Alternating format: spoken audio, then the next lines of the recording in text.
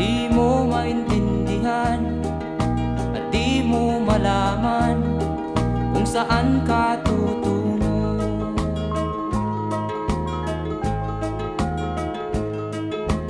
At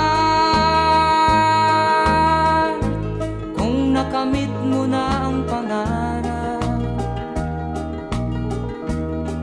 di pa rin masiyahan ang nais mo'y madagdagan. Limot mo na ang iyong pinagmulan.